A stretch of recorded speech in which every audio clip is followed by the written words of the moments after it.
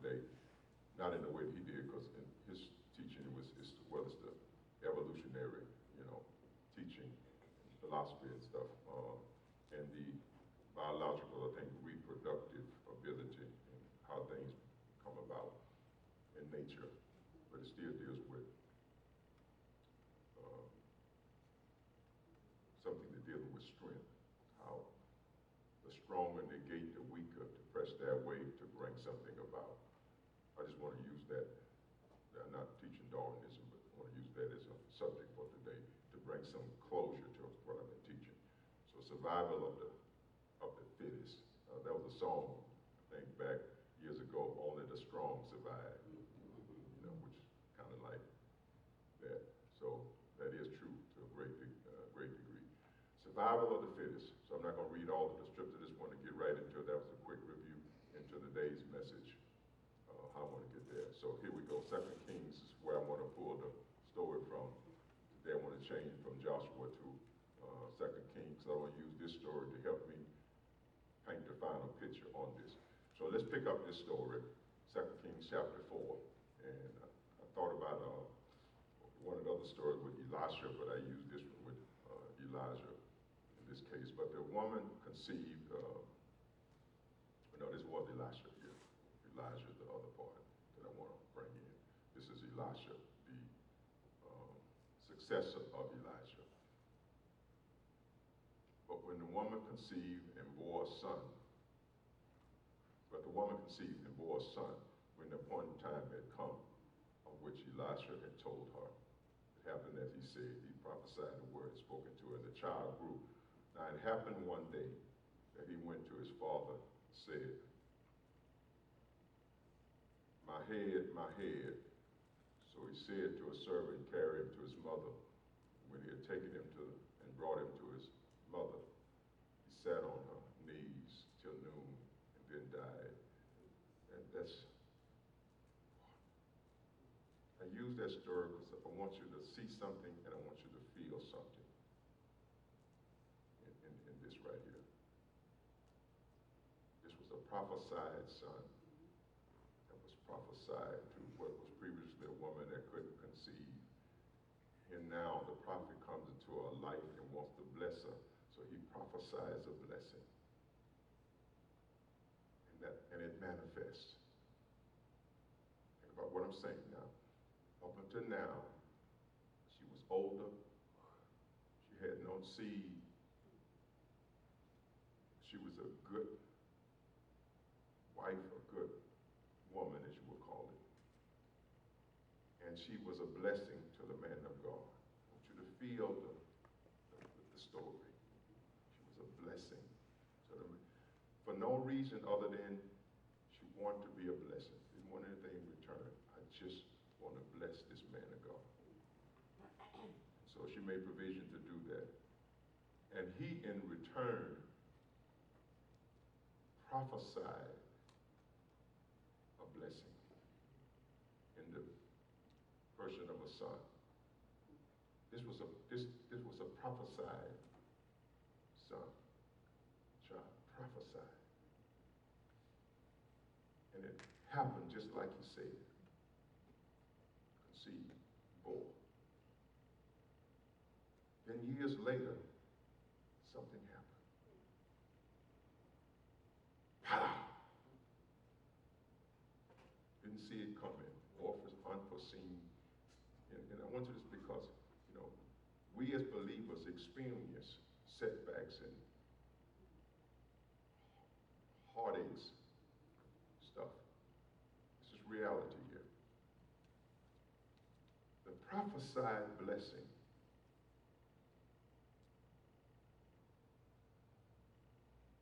failed, and it said that noon died in her arms.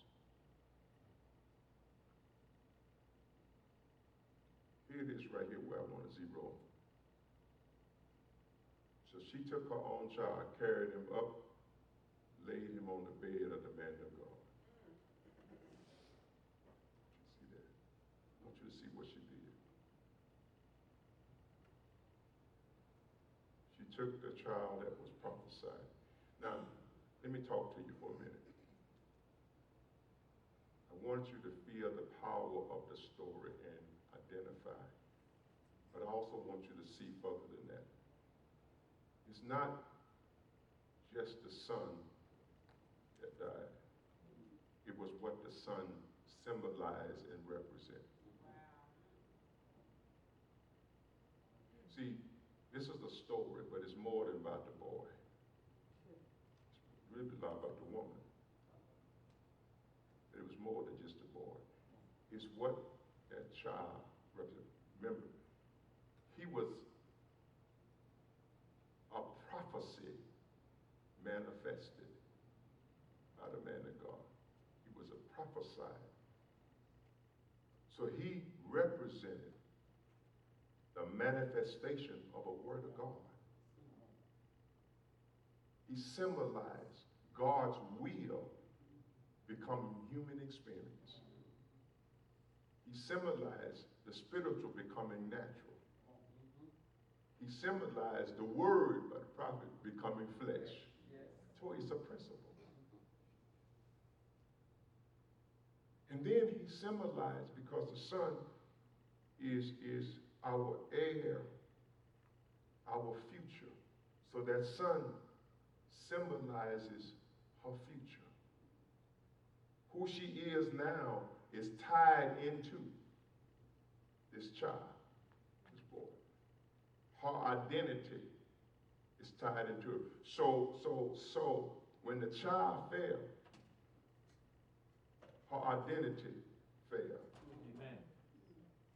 Her identity is tied into what he symbolizes. Her future is tied into what happens when you know that you receive a word from God, and then a few years later, bam! What happened? And if you're not careful, you'll walk away from God because you're in a state of confusion. Why would I know that you spoke to me, said to me, will for me, and now has come to a dead end, and I see no hope, no alternative. I don't even understand what happened. I didn't even ask for this. You came into my life and set me up only for a disaster to take place. Why, God? What is it? And it'll cause you to call into question everything about what you believe. Because that child, that's what he represents. He symbolized all that she believed in, and the man of God and everything else. So now it's at a pivotal point, because I'm calling to question everything. It's not just the boy, it's what he symbolized. Amen. And oftentimes in life you can come into a crisis within from situations in life that can cause you to question everything you thought you know, or what happened when everything that you know is now being challenged by things that you can't explain and understand, that contradict everything your whole life has been based upon, and bam, now everything seems to be, it's in contradiction and confusion and derision, and here you are in a state that I have something, I'm holding the will of God in my hand, it's dead, and I can't do nothing about it. It represents all of her dreams for the future. So she's left holding in her hand her dream, her future, her identity, and it's been assaulted by the enemy and dead.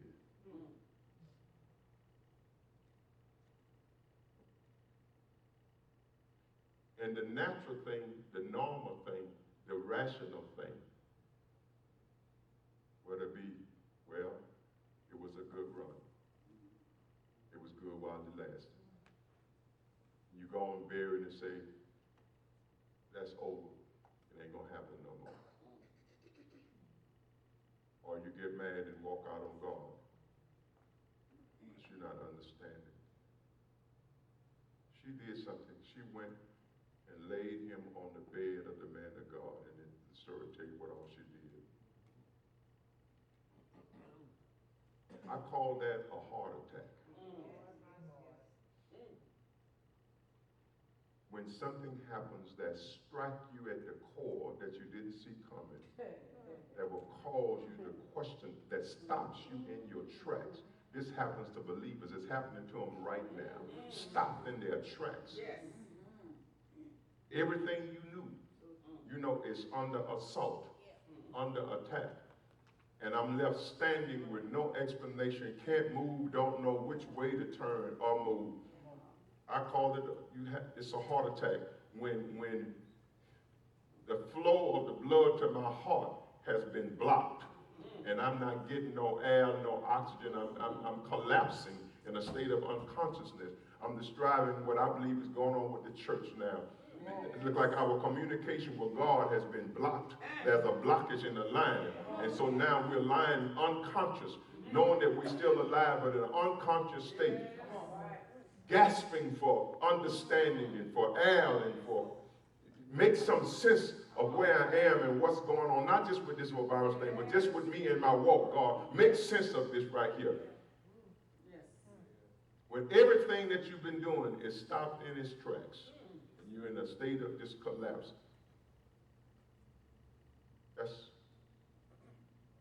feel like in the spirit, that's what's happening with us. Not us that are here, but the church world and all. They're experiencing a heart attack, and it looks like there's a blockage in the line. I'm not getting a word from God. It's not reaching my heart. I don't feel nothing no more. I don't feel God's presence like I did. What's going on? This God ain't answering me. I'm going through the motion, spinning my wheels. Lift your hand and tell the Lord, thank you. Thank you, Lord. These messages, I just want to talk to you right about. Just one word so I can get you to listen. You're having a heart attack where your communication with God is under a heavy attack. You're being assaulted.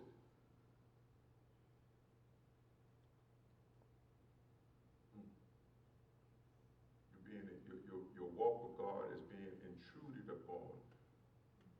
Something is blocking your relationship. I want to say thank you again. Thank you, Lord.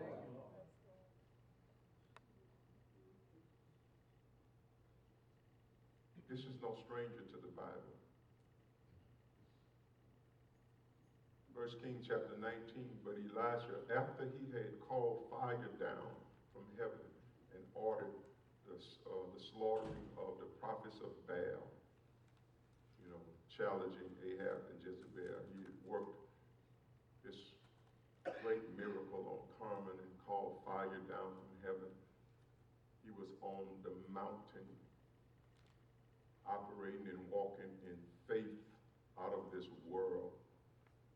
He made mockery of the enemy. He was a man of God. Kings were scared of him. They knew that he had a word and that he was the mouth of God. Whatever he said, that's what was going to happen. That was the man of God. After that, Jezebel put out this hit on him to search for him, to kill him, to execute him on that same mountain. Scripture says he ran for his life. He ran a day's journey into the wilderness and came and sat down under juniper, a broom tree, low tree with shades and glow. And this great man of God who had just performed one of the great miracles of the Bible, he prayed that he might die and said to God, the same God that answered him by fire with the stir said, it is enough.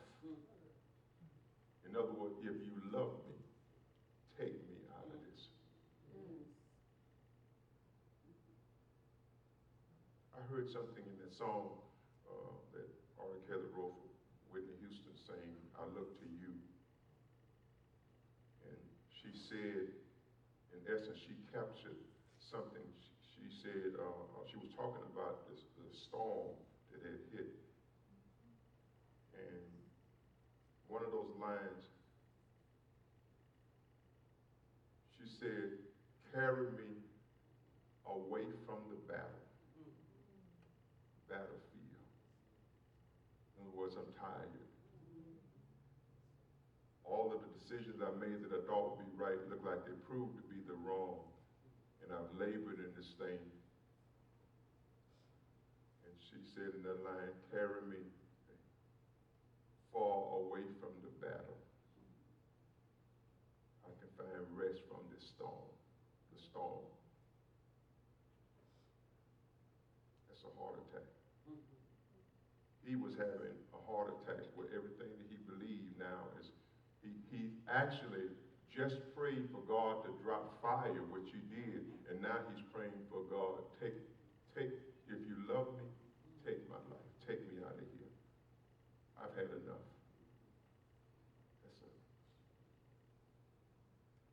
That's a heart attack. That's what I call it, spiritually.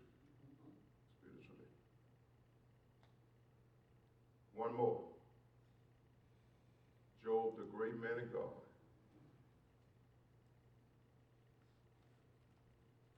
When all that had happened, we often talk about his wife said, curse God and die, just beat up on the wife. You know, that's always another side. I don't believe that none of us want to see our loved ones suffer. Amen. Amen. I say it to my children, oh, something happened to me. Don't keep me here against my will. If I don't know that I'm here, let me go.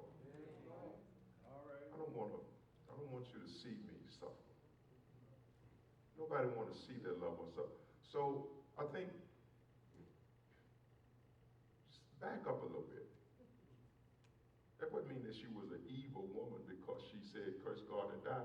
Her heart was, I believe, that I don't want to see you stay in this state and suffer. I love you enough to let you go. Amen.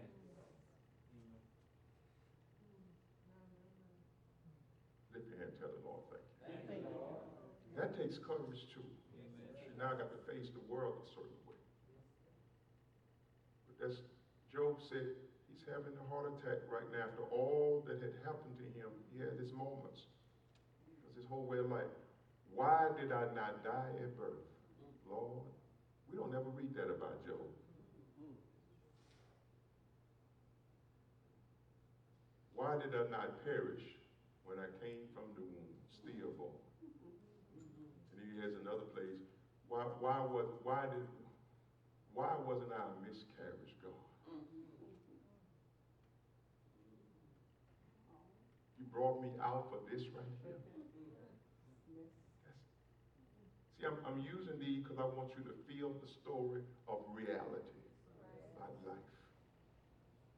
I ain't setting you up to say, condition yourself, brace yourself for.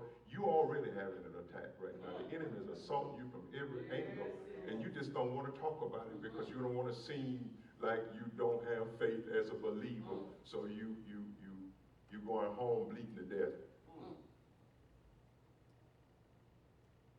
Because nobody want to talk about reality.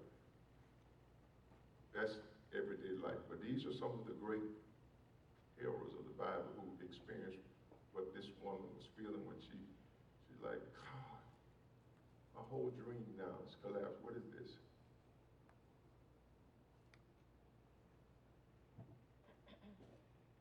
Okay. Heart attack, spiritual assault is what I just said. What she did was what I call made a bold move. Say that with me, a bold move. A bold move. Say it again, a bold move. Say it one more time, a bold move. She made a bold move. Either thing was to say, well, I thank God for the blessing when it lasts. But she made a bold move. She carried it up to the man of God's bed, laid it on his bed, and went back to the source from which it came and got it. It was a bold move. Now, if you take the notes, you write that down, because I'm going to deal with that right there. I'm going to give you a few other things. She exuded some boldness. Ladies and gentlemen, You cannot be afraid to be called crazy, ridiculous,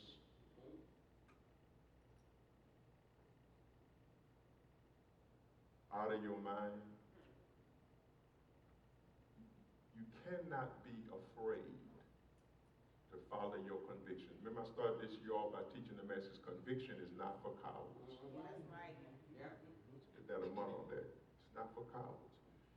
You cannot be afraid to redefine the boundaries, to break away from the norm, to do something that seems to the world totally off the rock, out of your mind.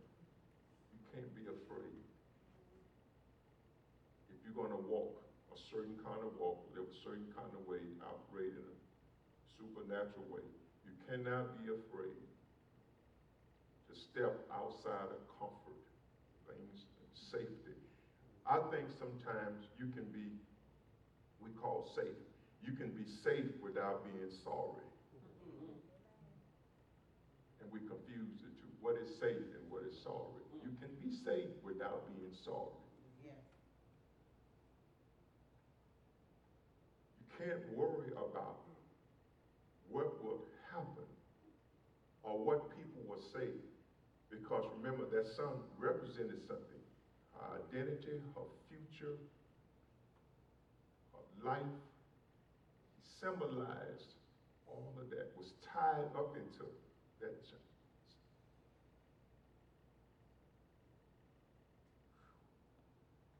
And the story shows that at a point of seeming to be hopelessness and helplessness, God is still in control if you're willing to be bold. Bold enough to do the unthinkable, to do the crazy, to do the ridiculous.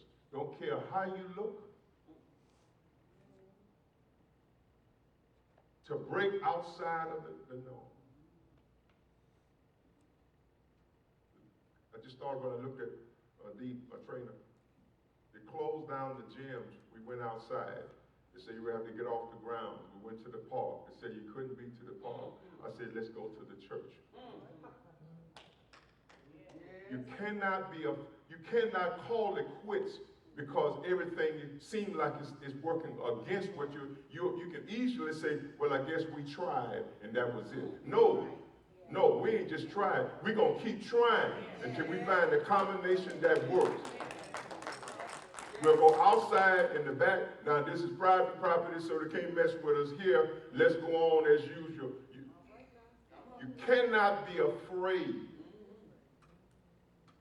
to break ranks, get outside of the norm, do things different than what you can't be afraid of being called ridiculous, crazy, or whatever the case may be.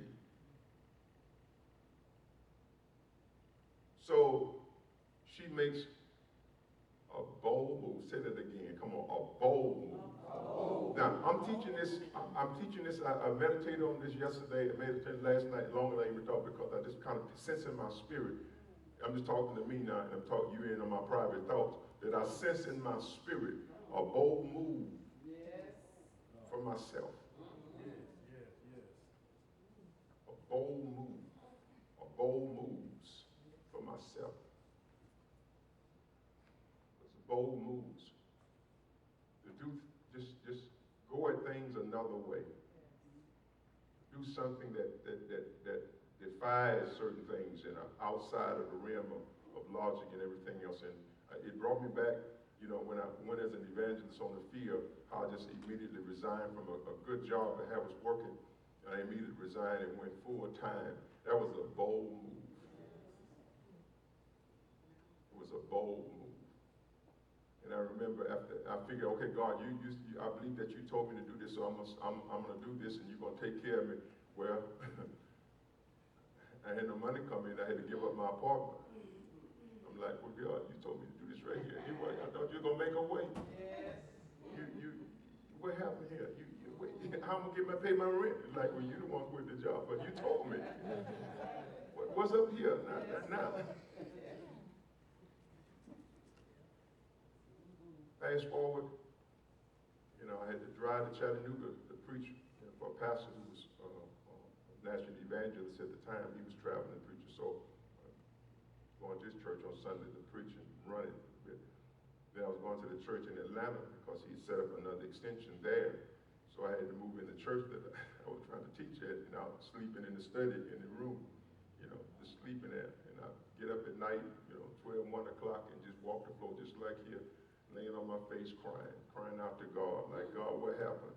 What's wrong? What happened? God, this what you told me to do? The Job thing, Elijah spirit. That's why I say all of us can identify with this. I'm like, take me out of here. And I'm ready to come home. This is too much for me. That's Elijah. See, all of us been there. Yes, yes. God, God.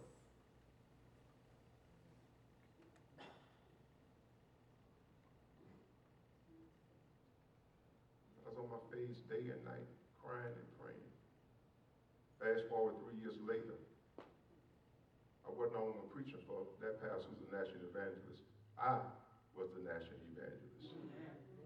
I came from the floor of the church sleeping to preaching to everybody in this country, all the bishops. I was the national evangelist. But it took that bold move to prepare me and to launch me into something. And I was called by my friends. Man, oh God, Barrett, oh Lord, Barrett quit his job. Barrett sleeping in the church. Oh God, what's going on with Barrett? He's losing it or something. But I knew what God said.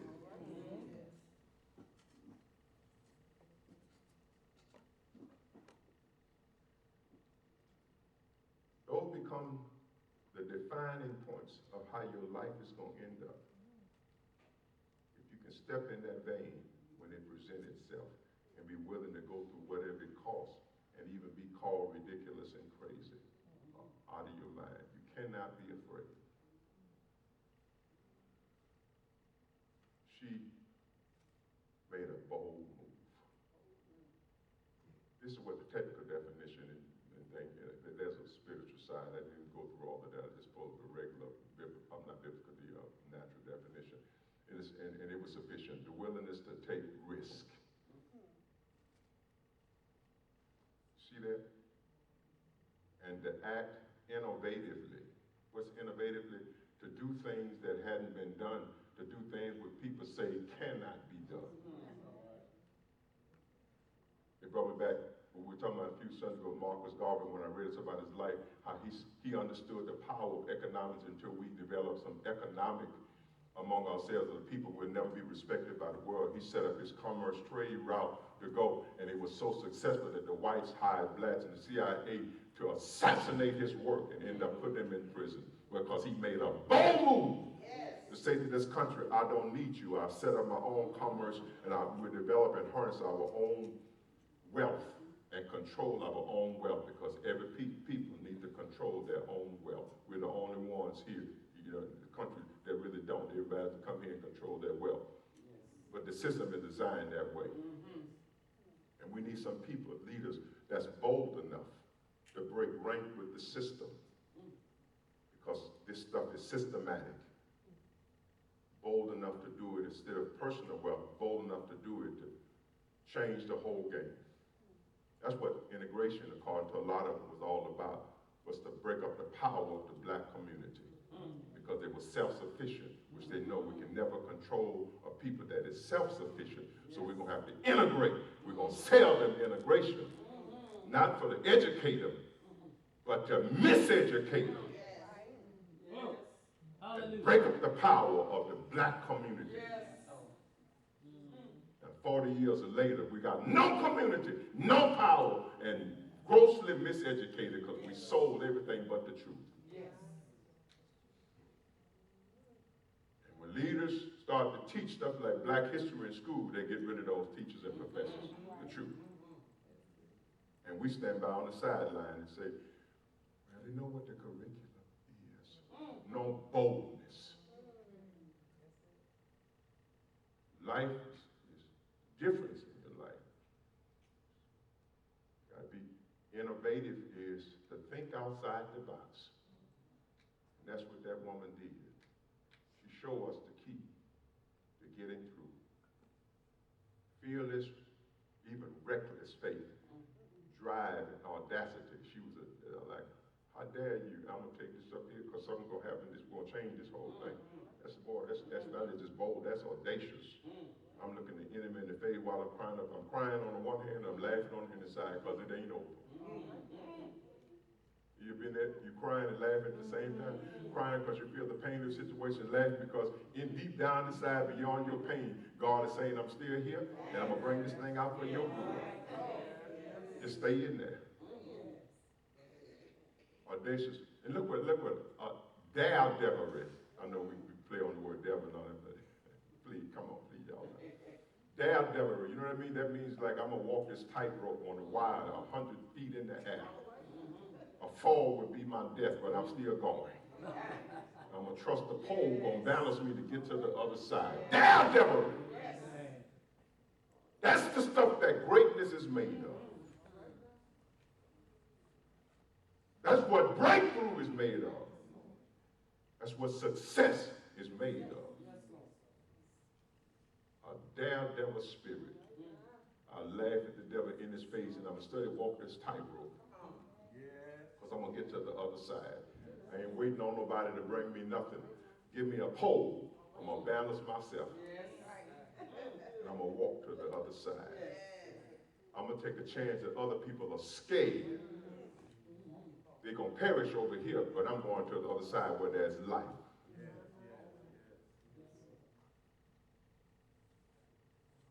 That's the tenacity. Tenacious, which we'd have lost. Relentless, daring, and one of you said is leadership. So it's boldness. Here's what I want to start. Let me wrap up now. It's 9:30. So here are a few suggestions point to you. I want you to consider why this is important. Because maybe your destiny is tied to your decisions. Put your hand on yourself and say, come on, talk to yourself. Tell yourself, my destiny is tied to my decisions. So whatever decision I make gonna determine how life is gonna end up for me. See, you praying to God, but God is really saying, I done put it in your hand. The ball is in your court. What you gonna do with this ball? How you gonna play this game? What you gonna do? What the four lepers said when they couldn't go back into town, put as an outcast, sitting there before the army they thought was coming, that why sit here and die? Let's go in and try something. Pre-adventure, maybe the Lord will work for us. And we go in and went in and got victory. And matter of fact, they saved the whole town. Why? Because they made a bold move. They walked into the enemy's camp. And before when the enemy heard them coming, I don't know, God must have been working there because they thought they heard the sound of an army like horsemen coming in. It was only 4 men walking. You don't know what God will do for you. If you're bold enough to get out of your comfort zone and try something that may even look ridiculous. They walked into the enemy's camp and took the possession because they were bold.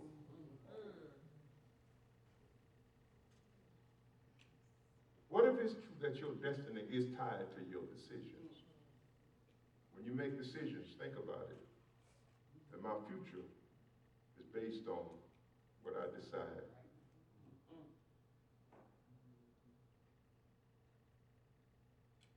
All right, let's go to 2. What about this? That your victory in life, or victories, is often compromised by a timid spirit. It ain't the devil that robs you. It's your lack of the audacity to try something that seems crazy. And your timidity robs you of your blessings. We try to make ourselves feel better and say, well, humility. No. No. I won't let you off that easy. There's a difference between humility and cowardry. Humility is really the spirit, comes out of a spirit of massive self-confidence. I am so confident about who I am that it is nothing for me to say to a younger person, yes, ma'am. Not that I'm bound, but because I am sure of who I am, it's nothing off of me to honor you and respect you. But cowardry is to humble down because you don't feel that you measure up. Lift your hand and tell the Lord thank you. We bow out of fear and a poor self-image that we don't measure up. So it's a difference out of cowardry to bow your head and say, yes, sir. But humility can stand up. Humility can just stand up and say, yes, sir. But it's another whole persona that comes out of a spirit, not because I don't know who I am, it's because I know who I am that is beneath me to not respect you as a person. I ain't afraid of it. Don't confuse cowardry and humility. That don't work with me. And the Christian calls cowardry humility, and there's a big difference. That's right. You are afraid to challenge the system. That's right. To think outside the box. Your victories are often lost because you have a timid spirit. Lift your hand and tell the Lord thank you. What a way to close on this one. I'm trying to help you to get into that matter. Matter. We got to get the spiritual and the natural, the central and the spiritual, the humanity to work in concert as one. That was last week, where you stop second guessing yourself. You just move. You just move. And then you got to have some boldness, because you're going to have to be innovative in your thinking. There's a place for humility, but fearless, daredevil.